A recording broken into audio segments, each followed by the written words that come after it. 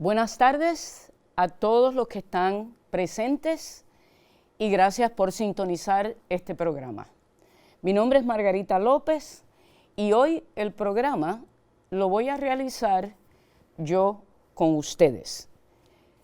Antes de hacer nada más, quiero reconocer el gran compromiso que tienen las mujeres del mundo con la humanidad.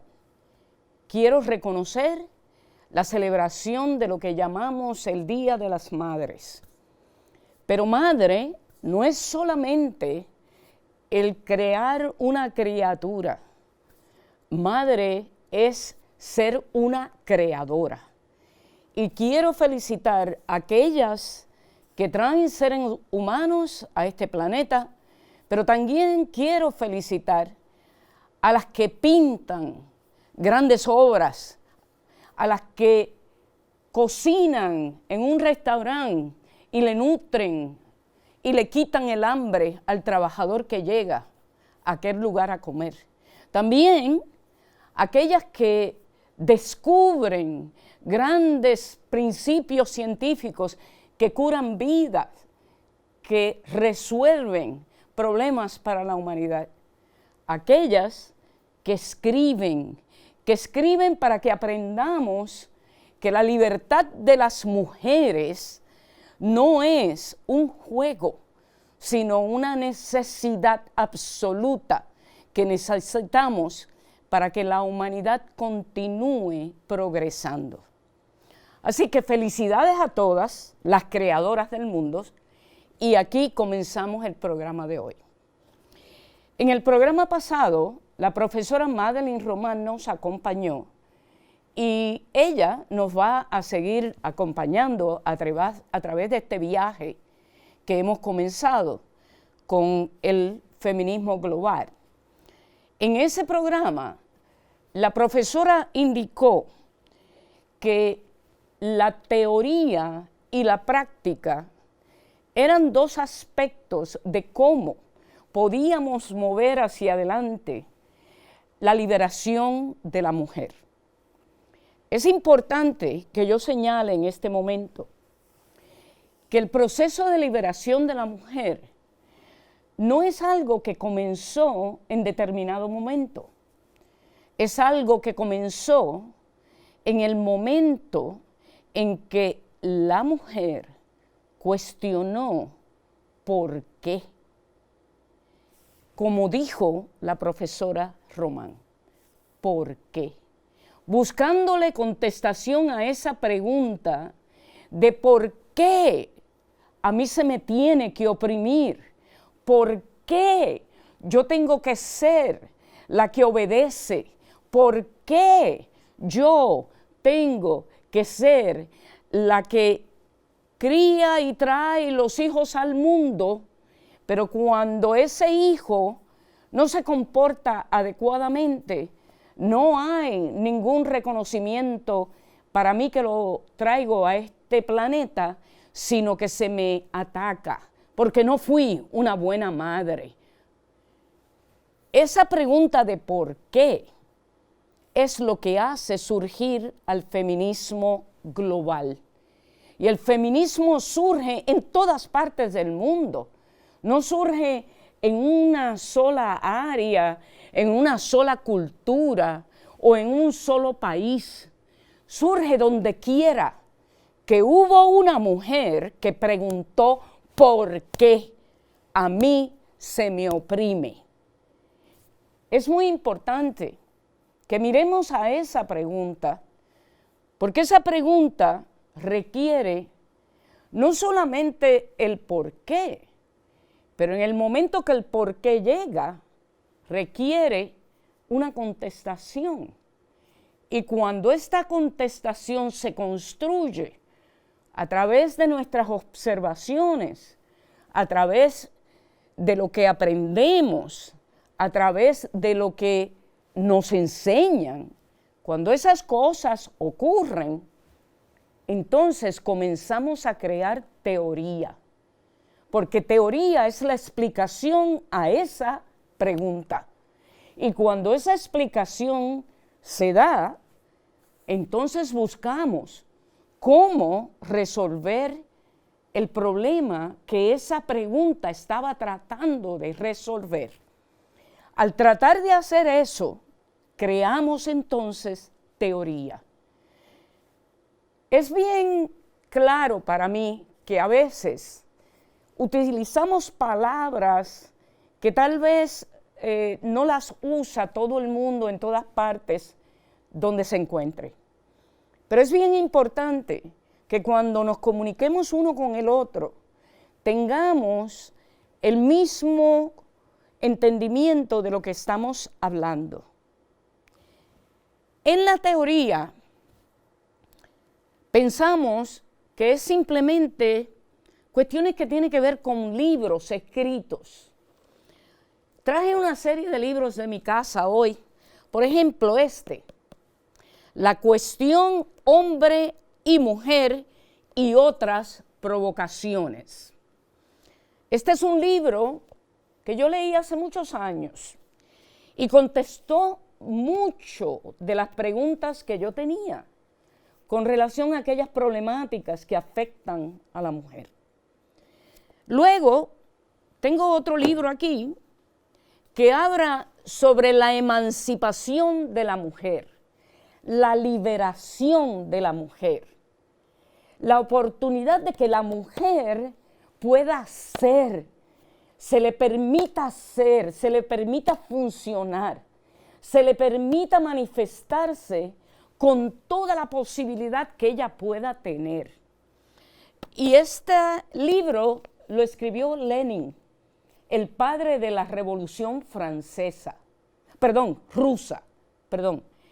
Cuando él escribe sobre este tema, en ese momento se da la revolución en Rusia, donde se estaba luchando por los derechos de la igualdad y los derechos de los trabajadores que estaban siendo explotados de tal manera que ni siquiera podían llevar suficientes recursos a sus hogares para el sustento de sus familias.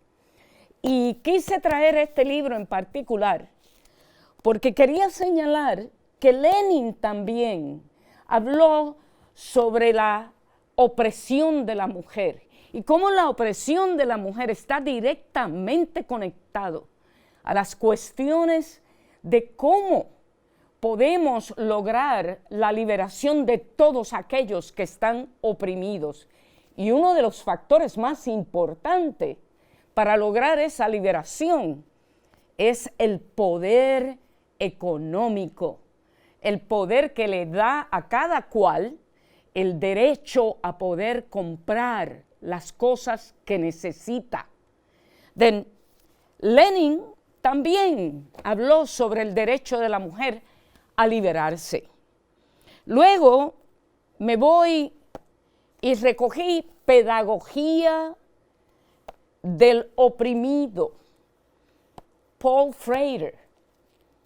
Este hombre escribe sobre la realidad en que viven todos aquellos países donde el colonialismo ha mantenido a las poblaciones produciendo para enriquecer al imperio.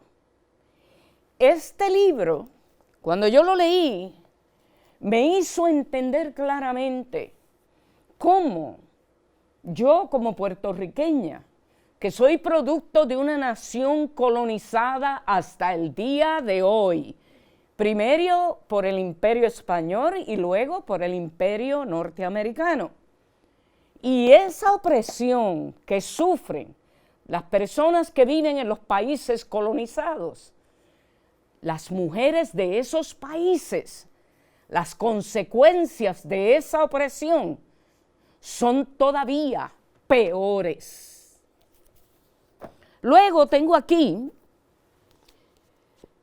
ensayos sobre la igualdad sexual.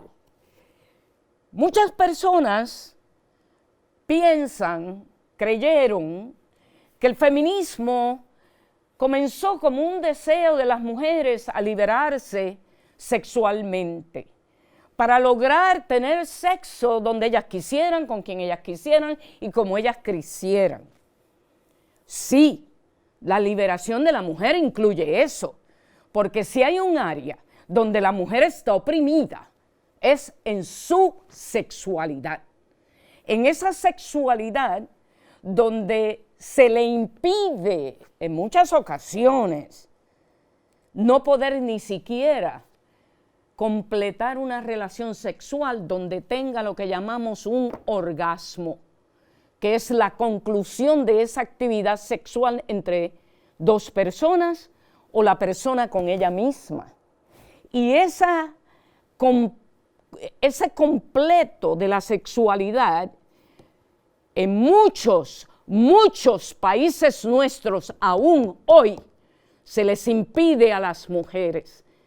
Tomemos, por ejemplo, los países donde se les corta el clítoris a las mujeres para impedir que puedan tener esa satisfacción sexual. Nunca escuchamos de cortarle el pene a ningún hombre para que no pueda tener una sexualidad saludable.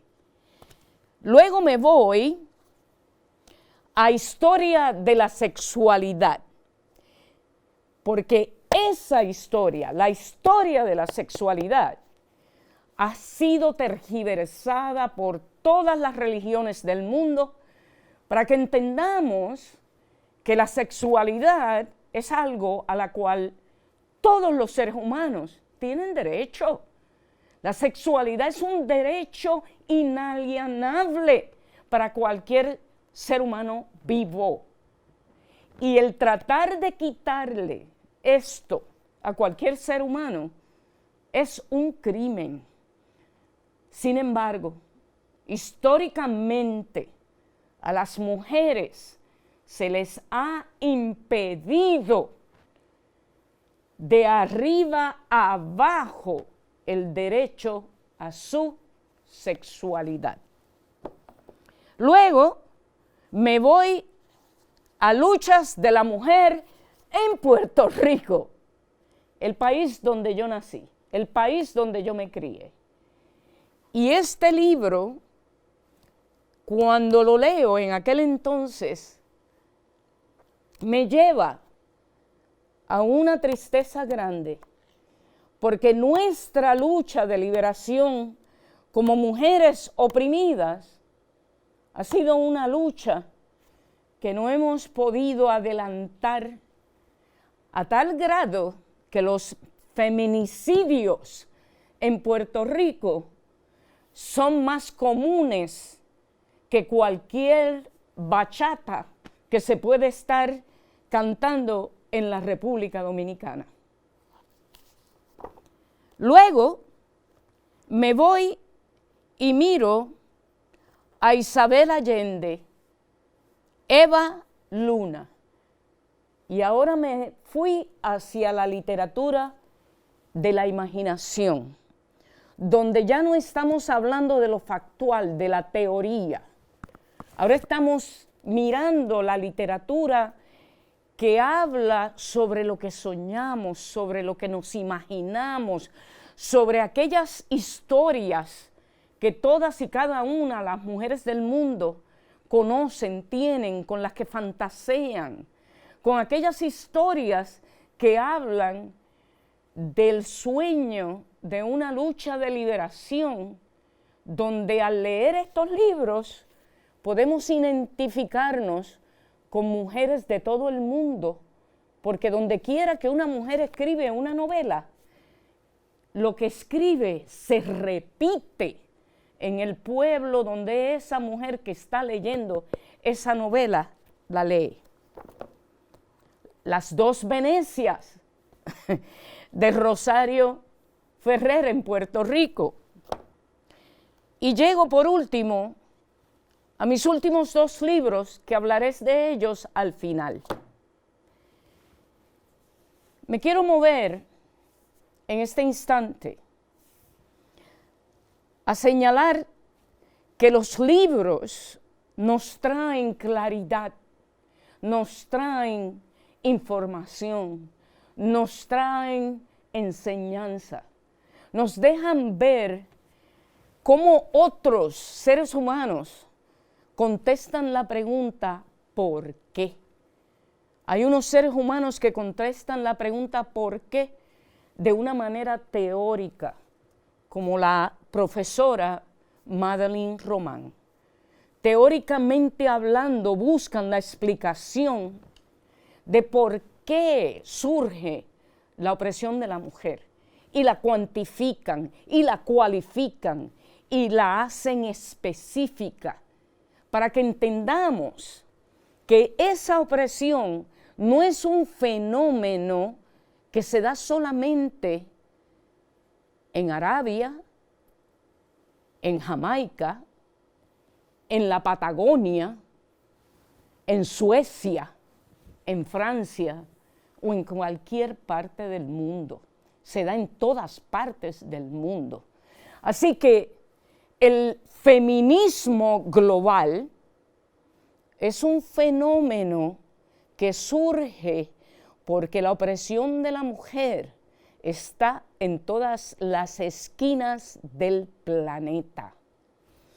Y surge porque queremos comenzar a enviar la información a toda mujer que mire este programa de que la opresión que tú sufres no es tuya sola, sino que está en el mundo entero.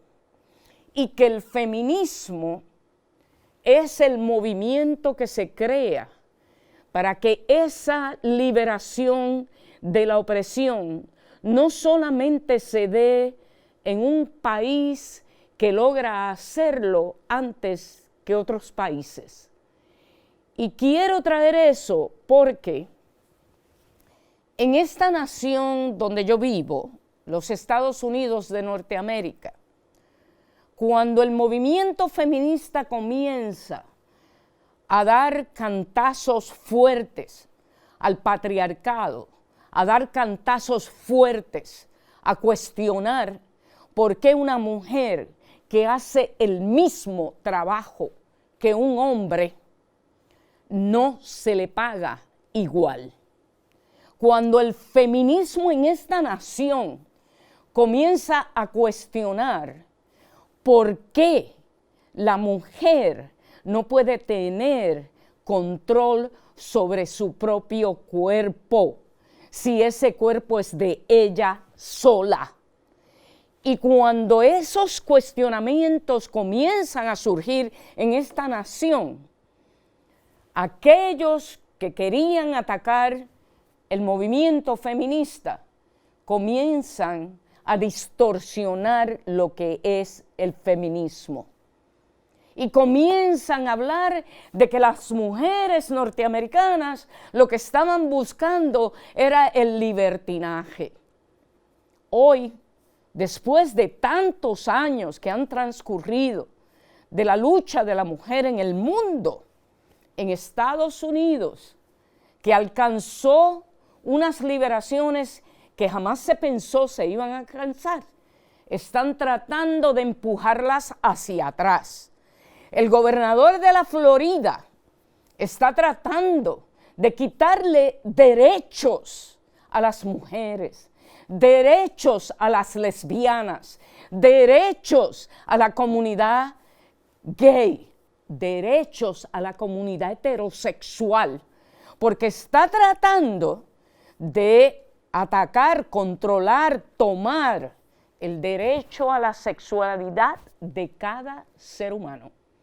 Y debemos estar bien claros que el movimiento feminista, cuando se crea, cuando se desarrolla, cuando comienza a presentar teoría, cuando comienza a sugerir soluciones a los problemas que confrontan las mujeres, como parir 7, 8 muchachos, porque no había forma de controlar la preñez que no fuera a través de poner su vida en peligro con un aborto. El derecho al aborto no es un derecho de quitar vida, es un derecho de garantizar vida saludable. Eso es lo que es. Y hoy, en esta nación, la lucha que existe contra el derecho a la mujer a alcanzar su libertad está siendo retada, está siendo reducida por individuos de la derecha política en esta nación que le quieren quitar aquellos derechos que a través de sangre y sudor se ha conseguido en esta nación por mujeres que decidieron pelear para que esos derechos se les garantizara, a pesar de que estaban garantizados en una constitución que fue interpretada en contra de ellas. Y no es hasta que la lucha por los derechos de la mujer, esa constitución que se escribió para proteger los derechos de todos, verdaderamente comienza a proteger también los derechos de la mujer. Quise traer esta clarificación porque este programa está buscando que en nuestras conversaciones tengamos tanto la profesora Román y yo la oportunidad de traerles a ustedes información que surge en todas partes del mundo y cómo la teoría va cambiando, cómo la información de la teoría que existe hoy con relación a cómo las sociedades se forman, se desarrollan, se comportan y cómo esa teoría hoy la estamos entendiendo en las ciencias sociales de una manera más efectiva y más clara. Cuando la profesora Román habló en el último programa que tuvimos sobre la complejidad y cómo la complejidad crea tanta confusión, esa es la nueva teoría que tenemos que comenzar a entender para entonces comprender que en algunos momentos la comunidad feminista pidió cosas que no fueron buenas para el feminismo, como por ejemplo la encarcelación de seres humanos por crímenes que jamás debieron haber sido considerados crímenes.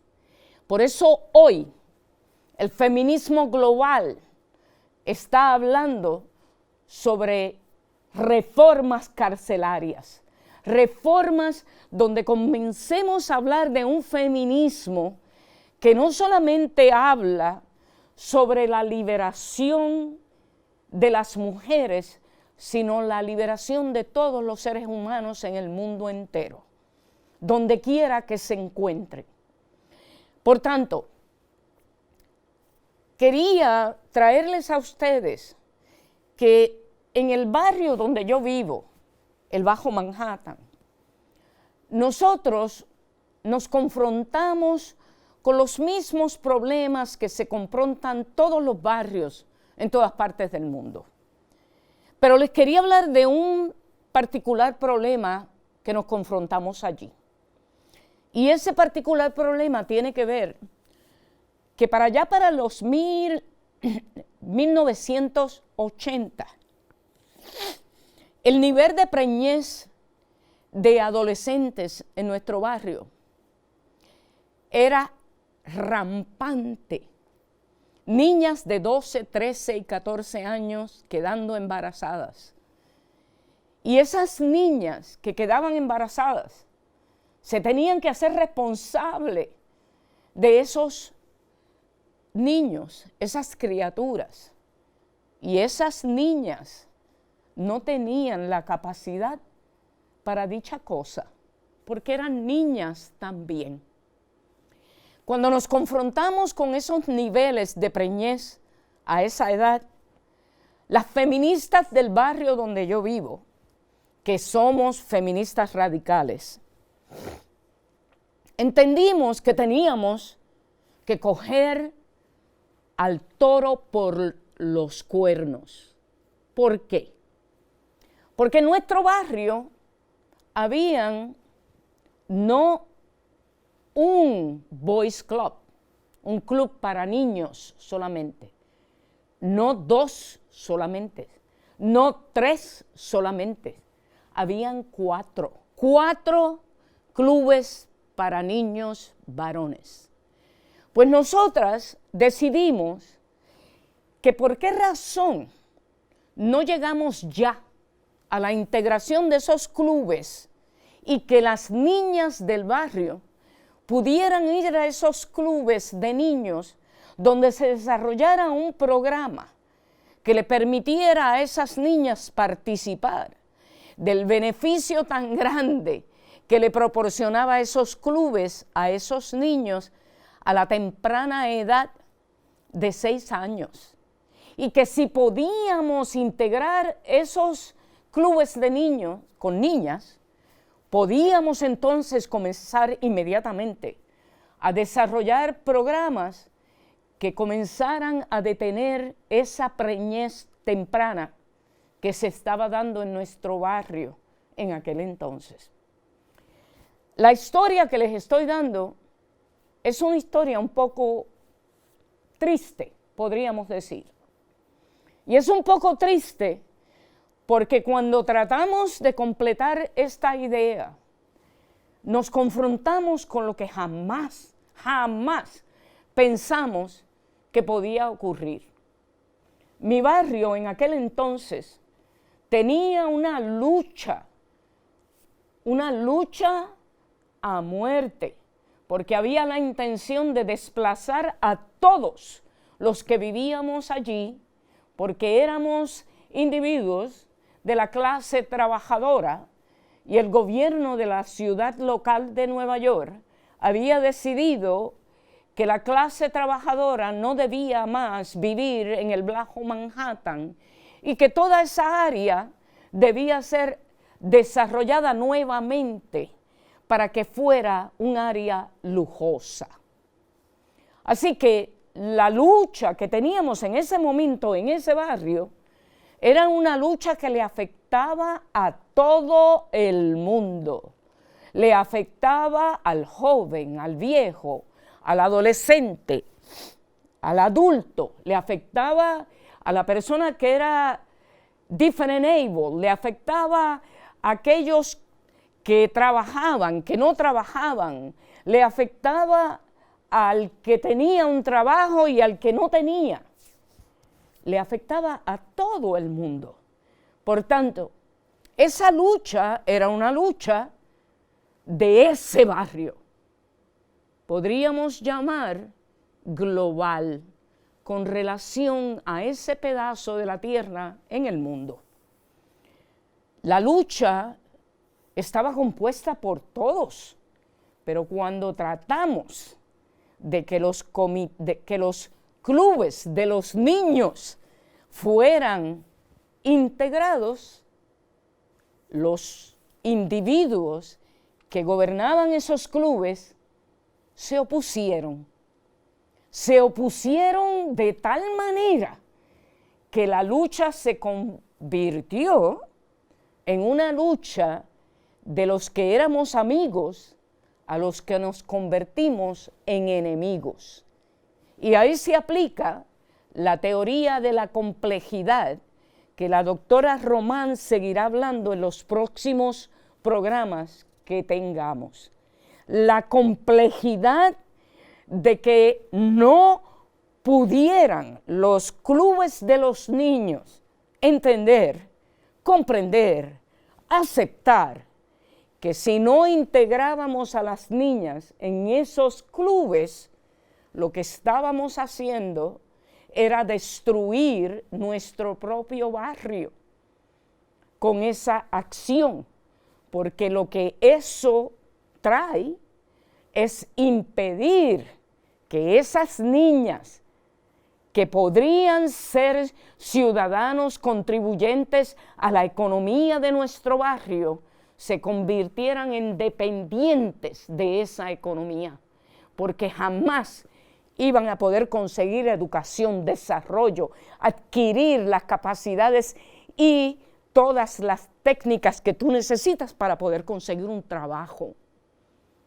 Eso era parte de lo que yo hoy quiero que se entienda cuando se me está mirando en este programa, que la lucha feminista es algo tan simple como integrar el club de niños en el Bajo Manhattan, algo tan simple como eso, y que en las teorías de la complejidad, aquellos individuos que entendían que liberar a los varones de nuestro barrio era más importante que integrar los clubes de los varones. Pues, ¿qué hicimos las feministas de ese barrio? Pues creamos un Girls Club, un club para niñas solamente. Y cuando creamos ese barrio, ese club, no lo hicimos porque no creíamos que la integración sería más saludable. Lo hicimos porque en el momento en el cual el patriarcado rehúsa incluir a esas niñas en el beneficio de esos clubes, teníamos entonces nosotras que desmantelar ese patriarcado. Y de la única forma que lo podíamos hacer era creando ese club de niñas. Hoy les informo que el único club de niñas que existe en la ciudad de Nueva York, donde viven 9 millones de personas, está en el Bajo Manhattan.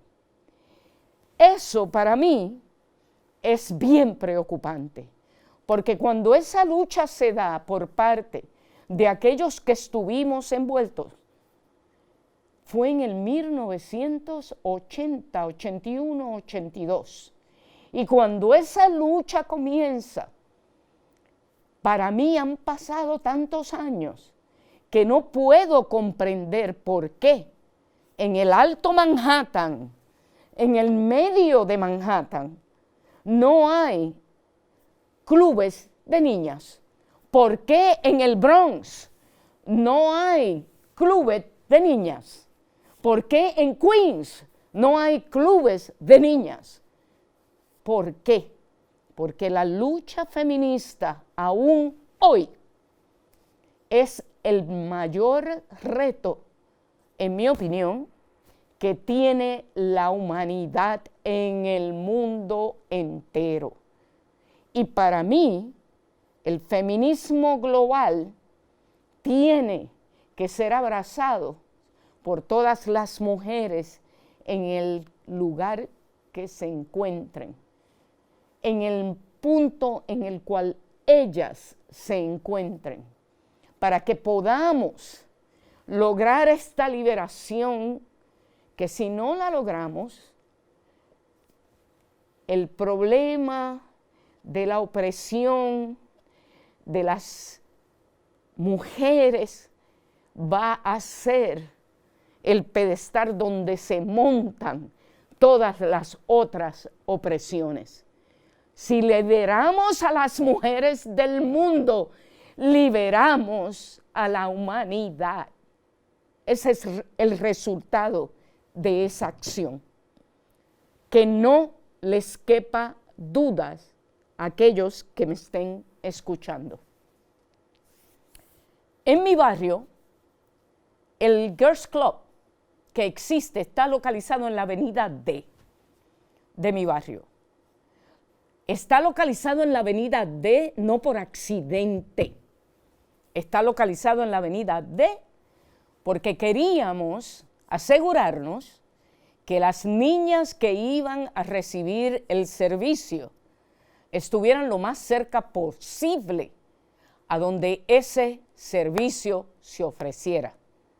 En aquel momento, las niñas que vivían de la avenida D a la avenida A eran las niñas que aparecían en esas estadísticas que les acabo de mencionar, donde la preñez temprana comenzaba a los 12 años. Esas niñas viven en un número bien grande al cruzar de la calle de donde se construyó el Girls Club. Y se construye allí para que no hubiera ninguna excusa de nadie que dijera, no te puedo llevar al Girls Club porque es muy lejos. No te puedo llevar al Girls Club porque no tengo dinero para el transporte. No te puedo llevar al Girls Club porque no tengo tiempo de salir del trabajo a llegar a donde tú estás para poderte llevar. Ese fue el objetivo, construirlo en el lugar donde aquellas personas que lo necesitaban más que ninguna en nuestro barrio tuvieran acceso a él inmediatamente. Pues se construyó, se desarrolló y hoy ese Girls Club ha impactado ya varias generaciones de niñas, creando oportunidades para niñas que nunca nadie pudo pensar que así sería. Oportunidades como permitirles a muchas de esas niñas que fueran las primeras que pudieron cursar cursos en las universidades de Estados Unidos. Muchas de esas niñas hoy se han graduado de diferentes profesiones en esas universidades. Y muchas de esas niñas han regresado a dar servicios en esa comunidad donde lograron adquirir el principio que les permitió esa educación, convirtiéndose en las primeras de su generación, de esa familia, en poder ir a estudiar a la universidad. Pero no solamente son niñas que fueron a la universidad, también niñas que fueron a escuelas técnicas, porque el ir a la universidad es una opción, pero en ese barrio se crea también unos programas por las feministas locales que crearon una organización que abrió las puertas en los trabajos no tradicionales para mujeres. Y esa organización comienza a desarrollar currículums, comienza a desarrollar programas que le permitió a mujeres ser carpinteros, plomeros, electricistas.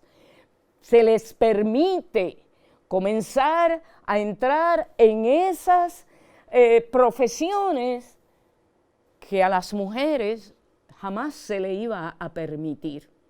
Así que la lucha del feminismo de mi barrio, feminismo radical, vuelvo y señalo, esa lucha logra no solamente llevar a una persona a que pueda entrar a una de las universidades en Nueva York, pero que pueda entrar a aquellos lugares a estudiar donde quiera que le puedan desarrollar sus capacidades.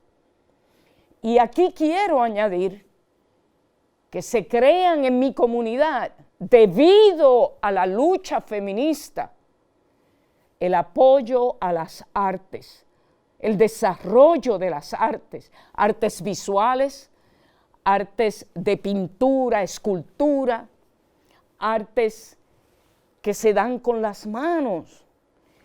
En mi barrio, las feministas influencian a tal grado lo que ocurre que se crean casas de teatros, las cuales no existían, para que los niños y las niñas puedan ir a estos lugares a desarrollar las capacidades básicas que le puedan permitir más tarde entrar dentro de esos lugares donde la gente puede adquirir empleos, donde tradicionalmente comunidades como las mías, que son multirraciales y multiétnicas, no podían conseguir trabajo en lo que se llama Hollywood o Broadway.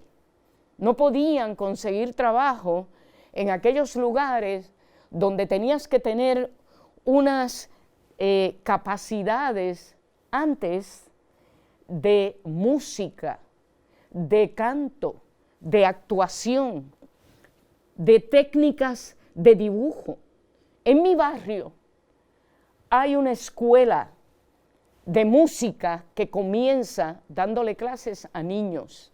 En mi barrio hay teatros que son puertorriqueños, argentinos, afronorteamericanos, que son blancos norteamericanos. En mi barrio hay teatros que llevan el nombre de un puertorriqueño, Clemente Soto Vélez, poeta puertorriqueño. En mi barrio está el Teatro Círculo, el Teatro Yati. Todo eso fue creado porque las luchas feministas comienzan a cuestionar, a preguntar por qué las mujeres no pueden ser parte de la sociedad en su totalidad. Y esa lucha de las mujeres lleva entonces a todos los que le he estado describiéndole a ustedes como un barrio donde la pobreza impera, e impera porque se le niega oportunidades a las mujeres, porque se les oprime. Ese barrio comienza a crear soluciones a su problema de opresión. Y cuando le menciono los programas que se crearon para entrar mujeres en trabajos no tradicionales, hoy hay cientos de mujeres que salieron de Lower East Side y hoy son carpinteros, hoy son plomeros y todas esas actividades que no son tradicionales para las mujeres. ¿Y cómo comenzó todo esto? Por la lucha de crear integridad de niños y niñas en un club de niños. Comienza cuando las feministas de ese barrio deciden que hay que construir el club de niñas de Lower East Side. Les estoy compartiendo todo esto porque quiero traer en los próximos programas personas que fueron a ese club y que hoy representan el triunfo de lo que quisimos lograr. En los próximos programas vamos a conocer de esas niñas que pudieron recibir esos servicios y pudieron lograr subir a lo que llamamos la luz, que es nada más y nada menos que la igualdad, la libertad. Las vamos a conocer según estos programas se van a ir desarrollando. Y espero que lo sintonicen. Este programa de hoy lo estoy haciendo sola porque quería traerles esta información en un programa solamente y no tener que repetirlo según vayamos viendo los programas que vamos a seguir produciendo. Porque este programa de feminismo global va a ser un programa que ustedes pueden stream, como lo que hacen en Netflix, Pues aquí lo van a hacer nada más y nada menos que en MNN. Van a poder stream los programas que vamos a producir con Feminismo Global, porque va a ser una historia que va a continuar porque hay una explicación de por qué las cosas ocurren como ocurren. Quiero en este momento señalarles que el nivel de preñez en mi barrio se redujo a números casi que ya no se pueden contar. Y ese es el triunfo mayor que logramos. No porque no queremos que niños no nazcan, no porque no queremos que la mujer no quede preñada y traiga crías si así lo quiere. No es por eso que es un triunfo. Es porque traímos la posibilidad de que las niñas en mi barrio tuvieran el derecho a controlar su propio cuerpo sin necesidad de poner su vida en peligro porque tuvieran que alcanzar un aborto. El derecho al aborto es la última solución, pero el derecho a controlar tu cuerpo como mujer es la primera solución. Es la primera. El derecho a un trabajo de igual paga por igual trabajo es la solución.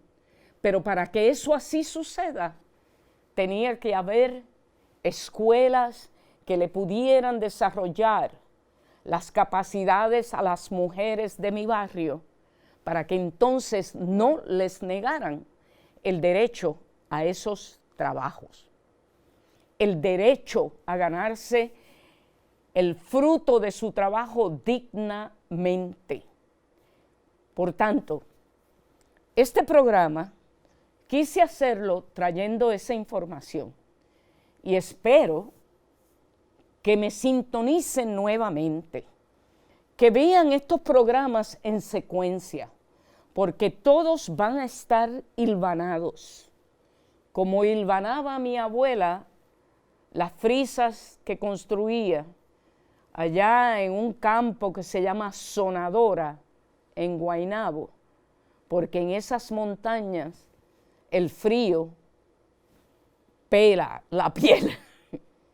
De esa misma forma que mi abuela hilvanaba el hilo para poder construir esas frisas, aquí en este programa vamos a hilvanar los programas uno con otro, porque queremos que la explicación sea una explicación consistente, continua, y que podamos entender que el feminismo no surgió en el año 1970, ni en el 1960, ni antes de eso.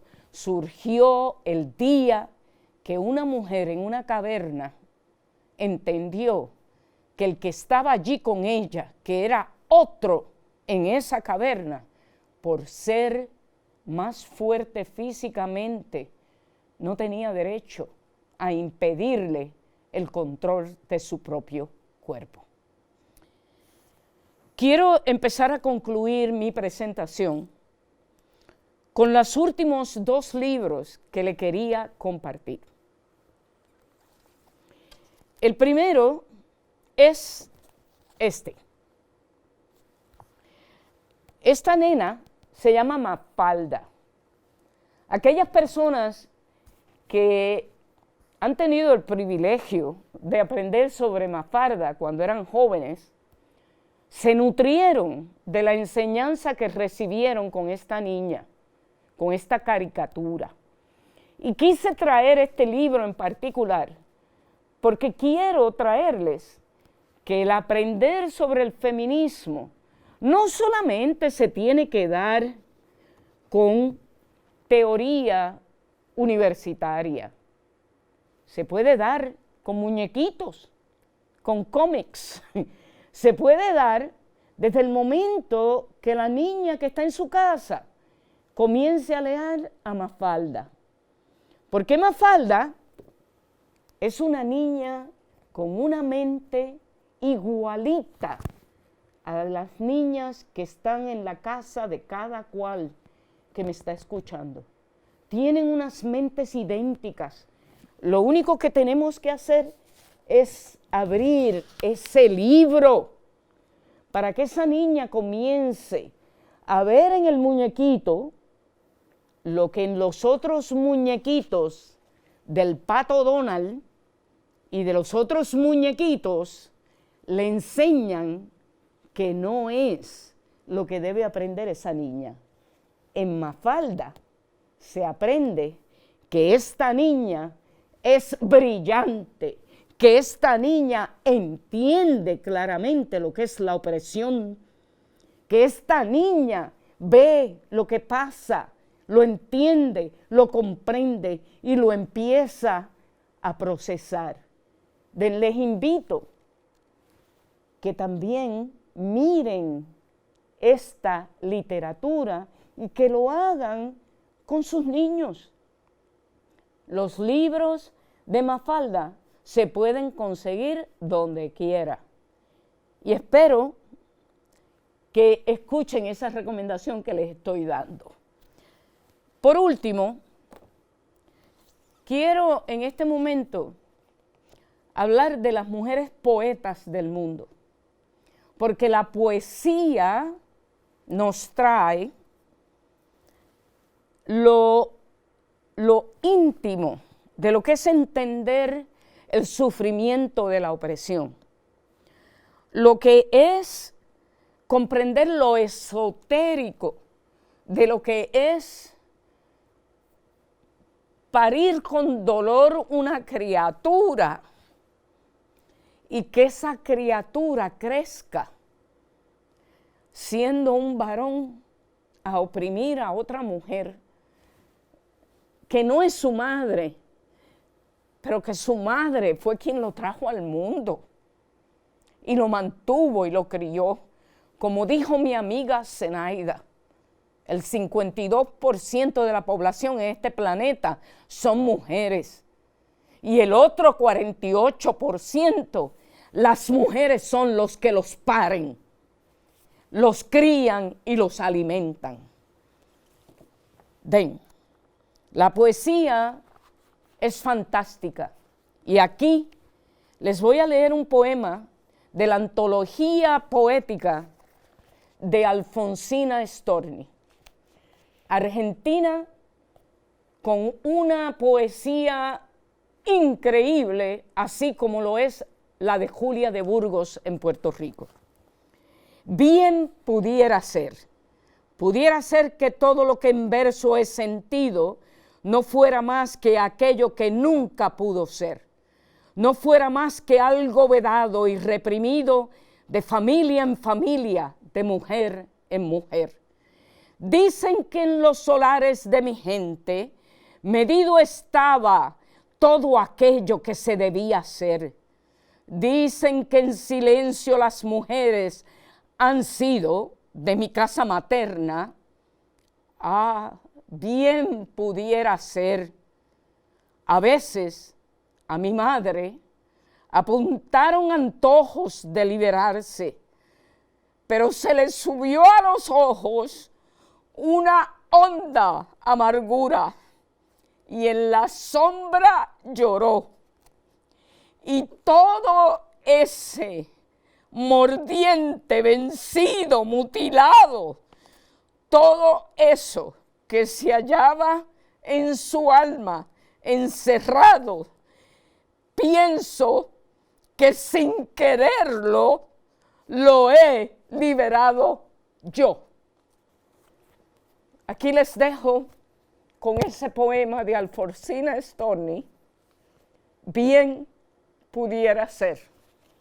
Estoy segura que ustedes vieron a su madre en alguna esquina llorar, porque la ultrajaron, la abusaron, la lastimaron, la atacaron. Estoy segura que lo tienen que haber visto. Unámonos a la liberación de la mujer a nivel mundial. Seamos parte de esa liberación y no de su opresión. Seamos parte de lo bello y lo bueno. Seamos parte de que aquellos poetas que escriben no tengan que escribir lo que Alfonsina Storni escribió en ese poema, sino que escriban sobre la victoria de las mujeres en este planeta, la victoria que las lleven a ser seres completos, liberados y con un amor y deseo por la vida. Les doy las gracias por sintonizarme.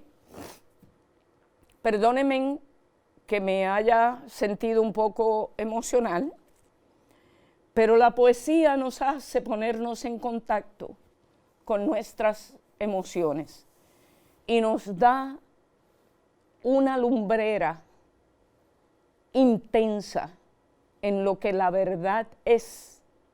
Y cuando esa verdad la vemos desde el intelecto y nuestras emociones al mismo tiempo, se convierten en un grito de guerra. Muchas gracias por haberme visto. Que tengan un día bonito de las madres y gloria a todas las creadoras del mundo, donde quiera que estén creando. Gracias. Y gracias a MNN por el café que me dan cada vez que vengo aquí.